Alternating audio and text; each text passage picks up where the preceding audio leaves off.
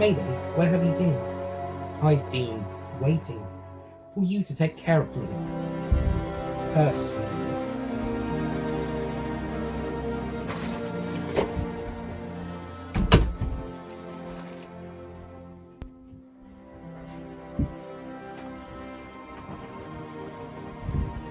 I see you're a woman of very few words. What's there to say?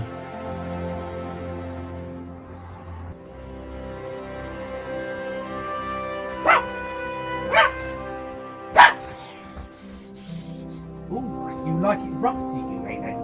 Oh, yes, Mr. Bond. Oh, yes. Well, I'm sure we can do something about that. Oh, Mr. Bond! Hang on a second. I'm going under a undercover name. How do you know I'm Mr. Bond? In fact, Mactory hasn't even found that out yet. Blooper? Oh, great. You've just messed up the entire sketch. Oh, that was a sketch, so we'll just keep it in. Yeah, you're right. Let's just forget this ever happened. Okay, oh, yes. I genuinely actually made that mistake. That was not planned. I actually made that mistake. Whoops. I'm keeping this in the sketch as well.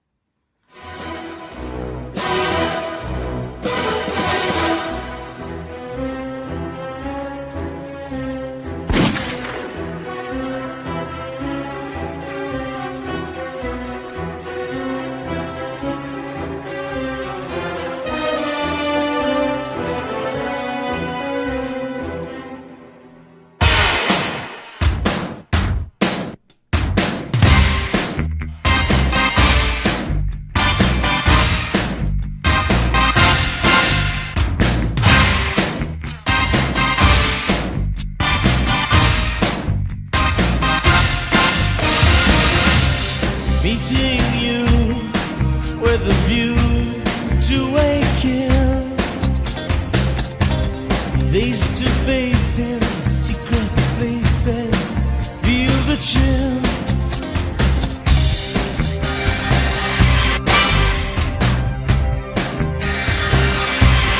Hello, ladies and gentlemen, Nick here, and welcome to my review of the 14th James Bond film, A View to a Kill, the 7th and final to star Roger Moore as Bond. And to be fair, I thought this one was going to be my least, one of my least favourite Roger Moore Bond films. I think it is in my bottom half, but I thought I was going to like it less than I did, and I think I had considered it my least favourite final Bond film of an actor, but that might have to go to Diamonds Are Forever now, or maybe Die Another Day, depending on how I feel about that on the rewatch of that film. I know a lot of people would choose that, but I am not a lot of other people. I am me. So, A View to a Kill. I think the problem that we do have with this film is that it does go in trying just to be another Bond film, as opposed to being the best Bond film it can possibly be, which is, I think, something that between Spy Who Loved Me and GoldenEye is something that they do, is that they're just going being another Bond film rather than the best they possibly can be, and I think there are times where they just go in thinking like that. Maybe not so much earlier on because they were just starting out, but certainly after Majesties they start thinking, let's just make another Bond film, and it doesn't always work out as good. Although they do experiment at times, sometimes for the better, sometimes for the worse. In this one's case, they don't experiment; they just do another Bond film, which is fine. It's all right. I think the story's good. I think it does retread Goldfinger in a way, with Zorin trying to take control of the microchip industry and flood Silicon Valley in the same way Goldfinger tried to radiate Fort Knox so his gold would go up. And a few other plots have been similar to this in a way. At the same time, Roger Moore is getting a bit too old for the role. He still manages to give one last good performance, but he's very clearly shown to be a bit of an older Bond, and it doesn't really go down the the road of Bond. Maybe people should tell Bond he needs to retire or something, which for the character overall is good, because then that means we've still got 6 more movies in this timeline with the same character. But in the terms of the Roger Moore Bond, I can see why some people might think that's a good idea, or at least call out his age, because it seems to be business as usual, but the older Roger Moore just doesn't quite fit with it, especially when he's hanging out with all these pretty women who are younger than him. It's not so bad when he's being more of a fatherly figure towards Stacey in some scenes, but when he's being more romantic, like at the very end, then it's a bit, yeah. And I think this wasn't even intended to be his last film until Roger Moore decided to retire from the role. I think because Living Daylights has been suggested to feel a bit, designed to be a bit like a Bond film, and then when Roger Moore left, they designed it to be a bit more serious and a bit more like the Fleming novels, which is something I like. View to a Kill does get a bit more, does have a few scenes of a bit more violent and intense sequences a little bit later on, but at the same time, it just feels like a typical run-of-the-mill Bond film. It's not as comedic as Octopussy or Moonraker or Man with the Golden Gun. I think it's a bit more serious than those films, but at the same time, there is a couple of comedic elements, like in the fire truck chase with Bond hanging on the ladder. And speaking of the fire truck chase, I think that's an unnecessary action sequence. Same with the chase through Paris. I guess they just wanted to have some action scenes in Paris and San Francisco, but they feel a bit unnecessary, these chase scenes. I'm sure Bond could just chase them without having to cause lots of trouble or destruction. In the Paris scene and in the San Francisco scene, it just wasn't necessary, full stop. And that's the thing, there are some unnecessary bits. It's a bit like Moonraker, it likes to do these unnecessary action scenes. I also like the character of Chuck Lee, the CIA agent, and I think it's a bit of a shame that they kill him off too early. I also think Tanya Roberts was miscast as Stacey Sutton. She's beautiful and all that, and she can be she's sort of convincing as a geologist. A bit more than Denise Richards as a nuclear physicist, at least. But I don't know, she's too young for Roger Moore. She's also not very good in the role. She's all right, and she's convincing enough as the character, but she's not that great. She and Mayday, Grace Jones as Mayday were more cast for because they were popular at the time rather than anything. Although I do think Grace Jones does a good job as Mayday, especially when she turns ally, joins forces with Bond towards the end. But I think Tanya Roberts was miscast. I think they should have gone someone slightly older, at least another 5 to 10 years older. I also find Mayday a bit of a weird character in a way. The first time we meet, well, not first time we meet her, there's one bit where she's training Zorin, played by Christopher Walken, in judo, I think it is, and she's just coming out like this. It's a very awkward start to the scene. It's very strange. And this is something this film does. It goes a bit weirder in some sequences. This could be arguably the weirdest Bond film. It's enjoyable in places, but other places it's a bit weird.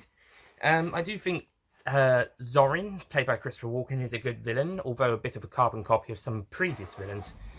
His backstory is interesting, being one of the surviving children of mothers in concentration camps in Germany during the war that have been experimented on by this doctor character who's also in the film, testing steroids on them to see if the children could be a bit more intelligent, but it would also the side effect made them psychotic, and that's where we get Zorin in. He's a bit more of a psychotic character, but he's also very intelligent, and he and Mayday are probably the smartest villains so far, just for leaving Bond around, double checking Bond is dead when they drown him in the car. Of course, Bond manages to escape and uses his ingenuity to do so, but Zorin and Mayday double check before they're waiting for their rides to come back, so they stick around to make sure he's dead. However, the villain's plot is not so interesting this time round. It's not quite as interesting, just trying to get a hold of the microchip market. As I mentioned, there's very much like in Goldfinger, Goldfinger-esque. There's even a scene with a diorama. There's also a scene where it's apparently because the Russians took the scientist before he was tried for his war crimes, and the KGB apparently trained and funded Zorin, and now he's gone on his own enterprise, a bit like how Smersh agents in the novels used to do.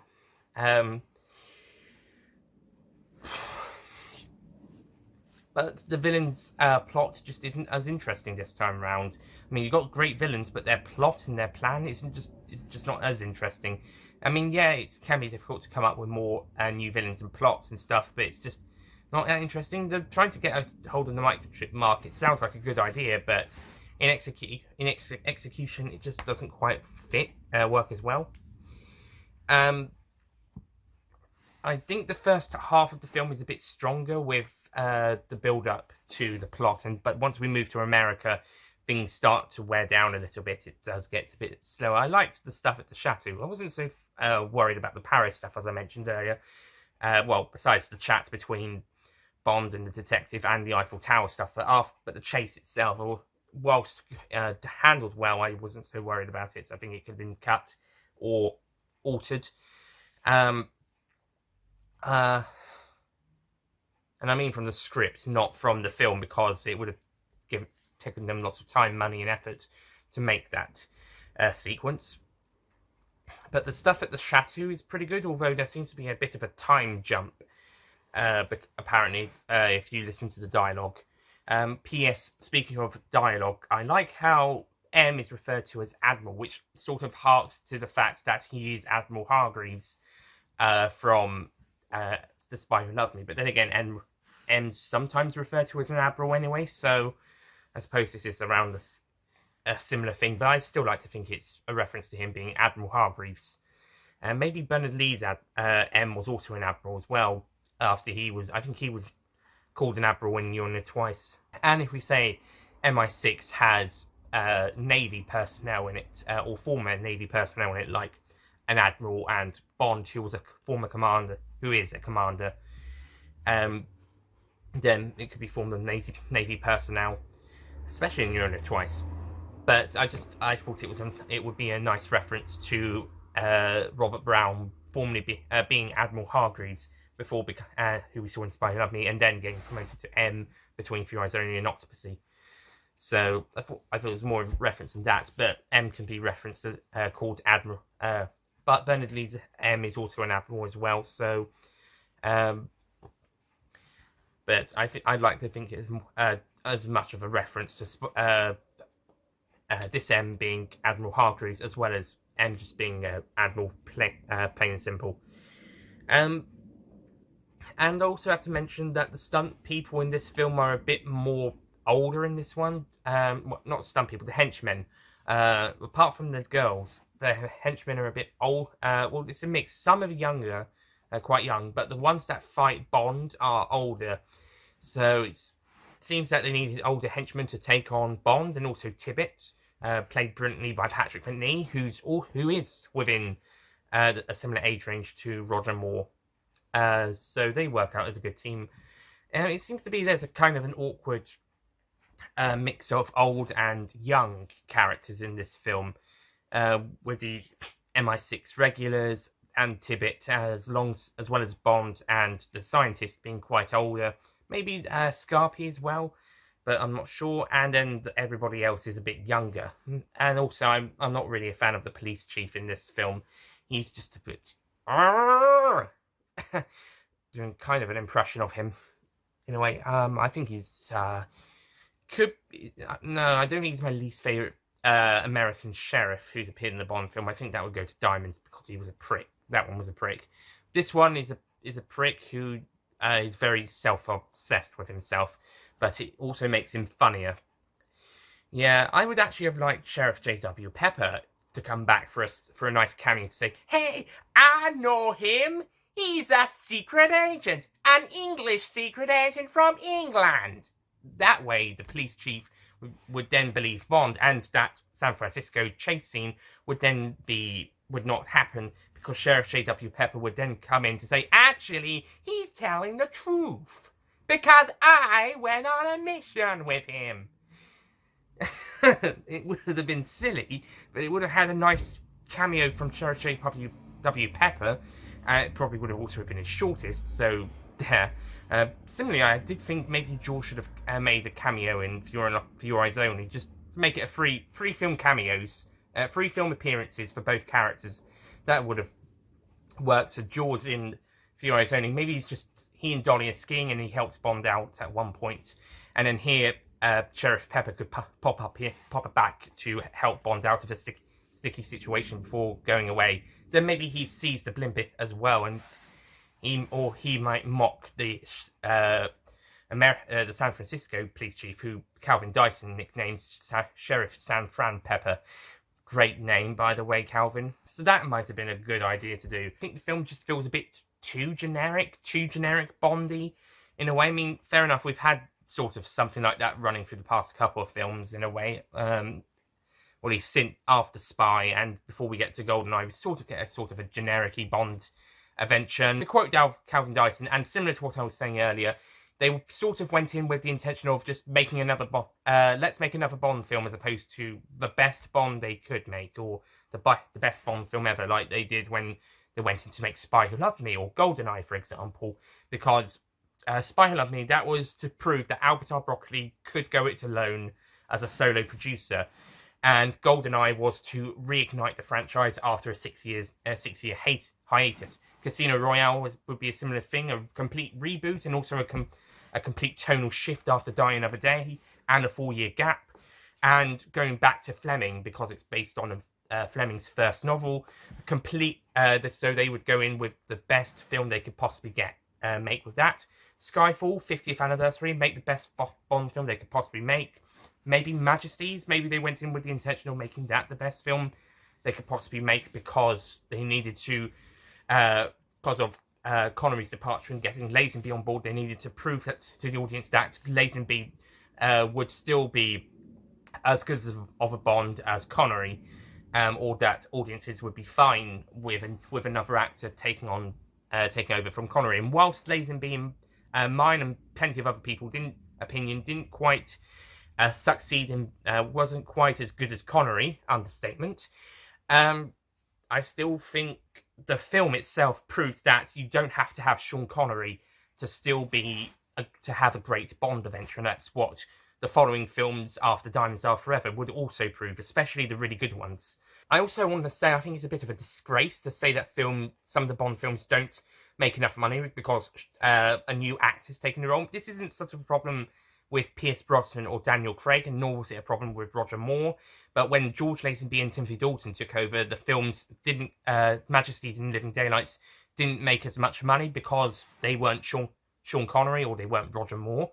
I think that's a bit disgraceful in a way. I can understand License to Kill not making much money due to its 15 age rating in the UK, and I think it was a PG-13 in America. They added some scenes back onto the 2006 DVD release that made it an R, but I think it got PG-13 for the theatrical cut.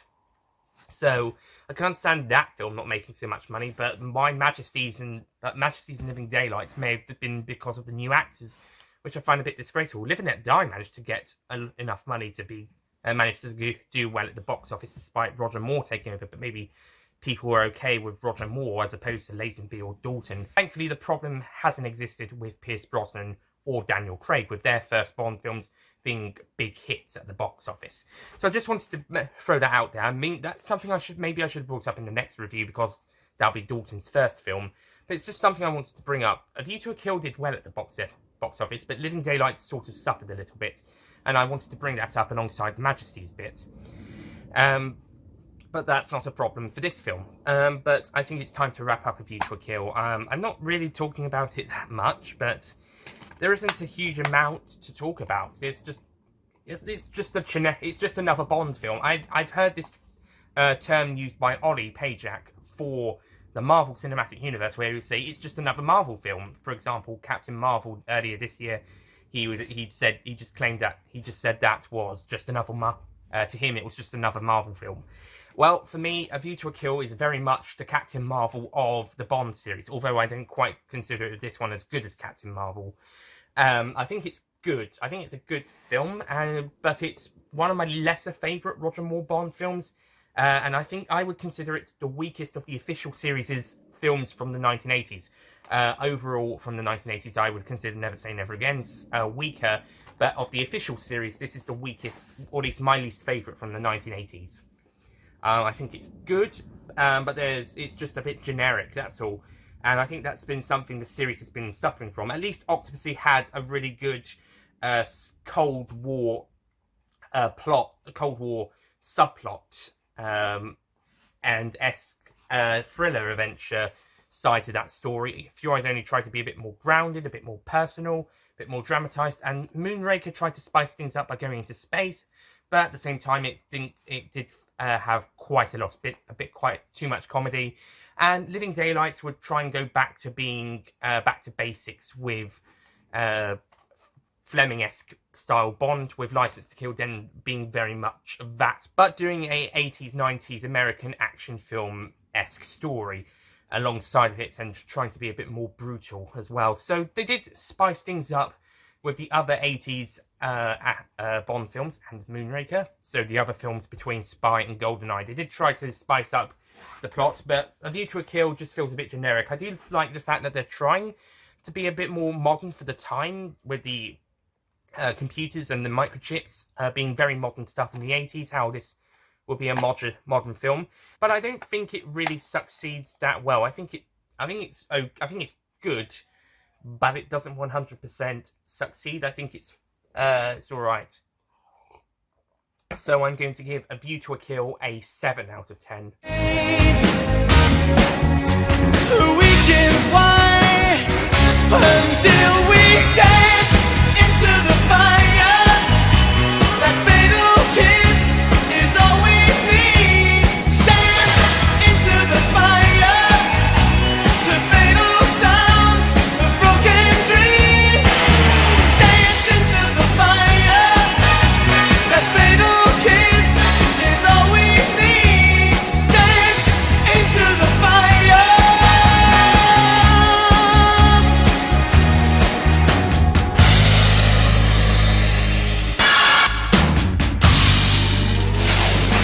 I was actually expecting it to be lower, 6 maybe, but I thought it was alright. I thought it's good. It's just that some bits just don't work, that's all.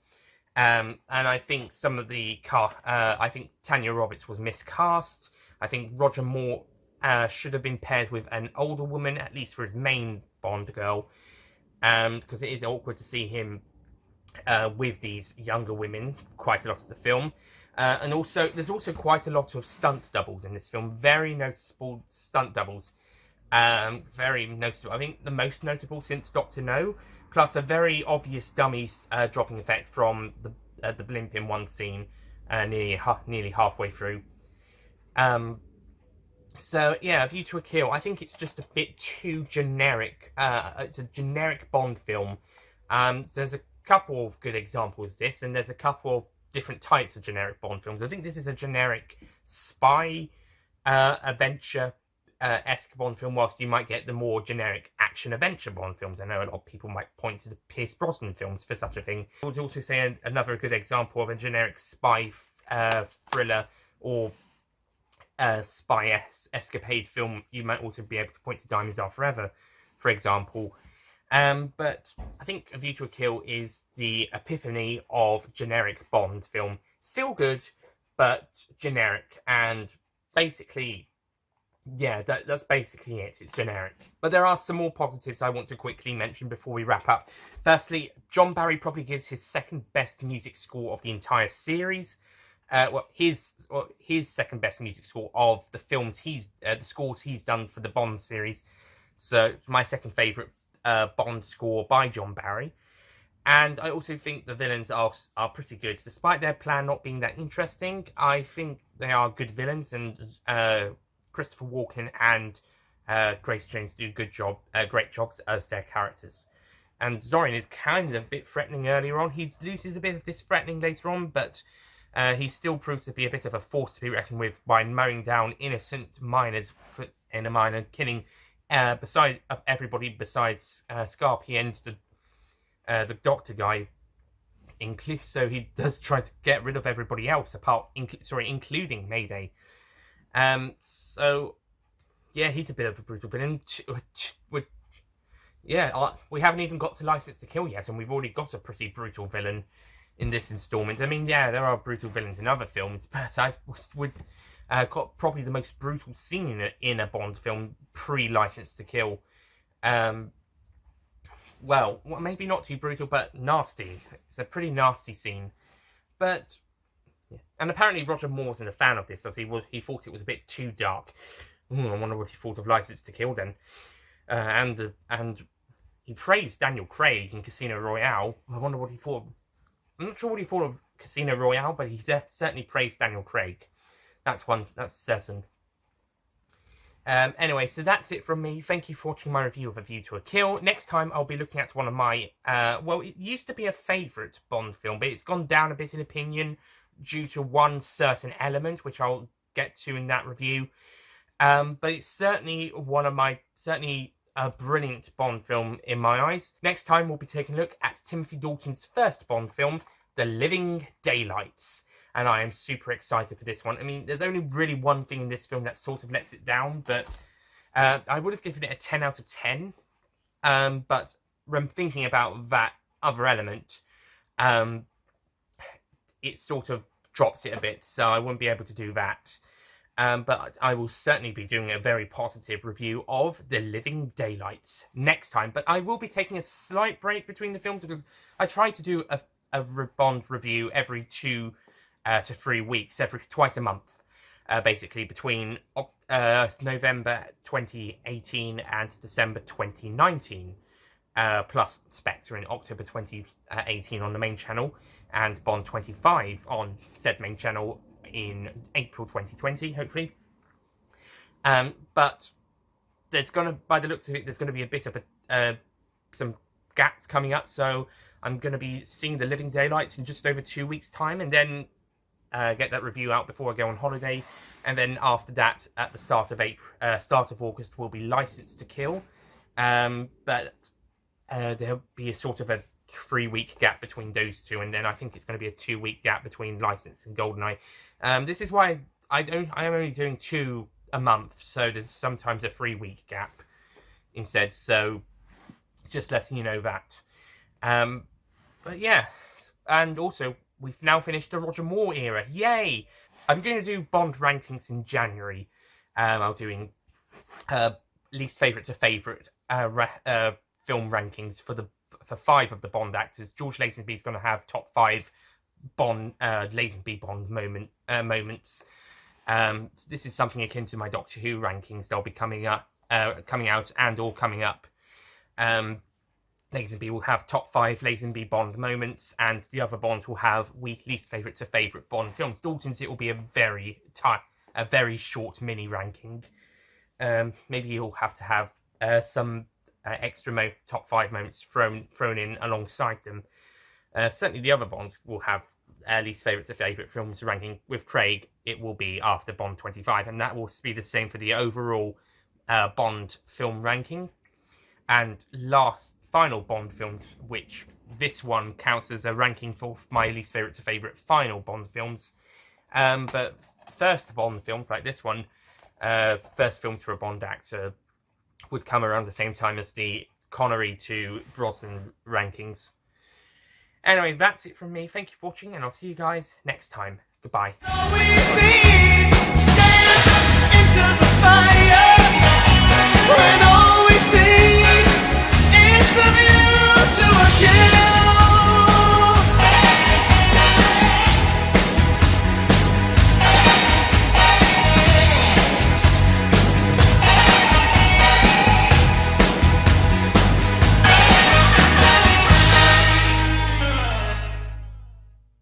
Don't forget to click below to subscribe to the official Nicholas Payne Retro YouTube channel. But I am not everybody. I am not like those people. Although it does retread some Goldfinger a bit with the this deranged guy trying to this deranged guy. I think it does. So that's the thing. It kind of does some good things, but there are.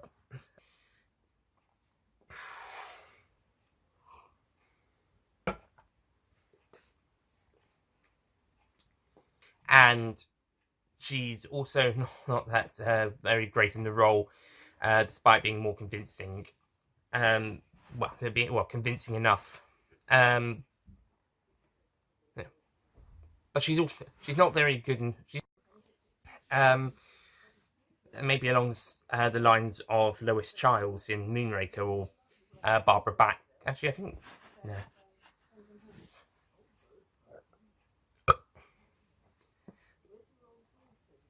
Grace Jones's Mayday is a weird character as well. She there's some stuff. There's a scene in with her and Zorin, played by Christopher Walken, where they're doing this kind of judo practice. Hang on. He's a bit of a psychotic. Fuck me.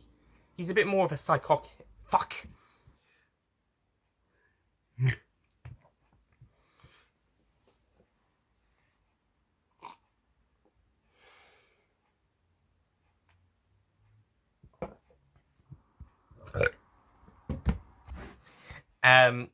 Yeah, I think though. And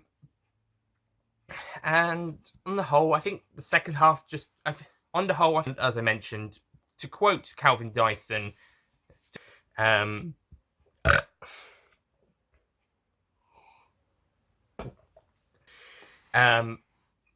thankfully, the problem hasn't been so bad, but doing a American-esque action adventure film, but doing an American action adventure film of the 80s, but doing an 80s American action film-esque film.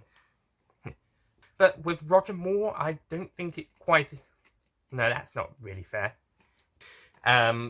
Maybe a generics, and I will be taking a look at. I'm actually going to do Bond rankings come January, although I might do. Maybe I should do some earlier ones. You decide whether I should do them early or not. In the case of doing them earlier, in which case it's in the case of best Bond films for an actor, for example. No, a bit too long.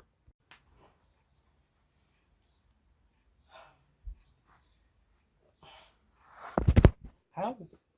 Oh, sorry, Alvin. Mayday, where have you been? Mayday, where have you been? I've been waiting to take care of you. Personally. Actually, that's not right.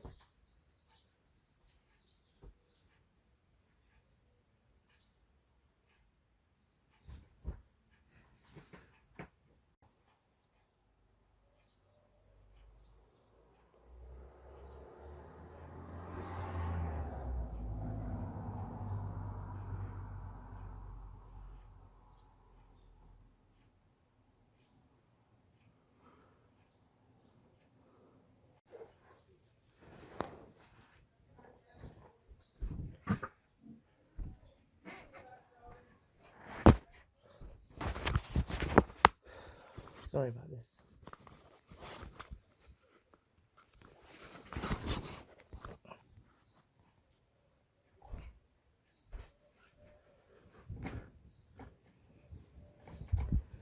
What's there to say? Oh, bastard.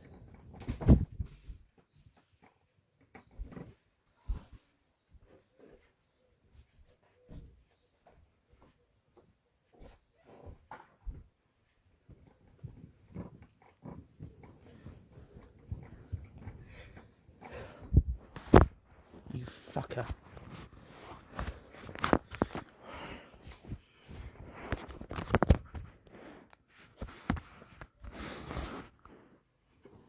Right. Take 3. Action. Action. You fucker. Take 4.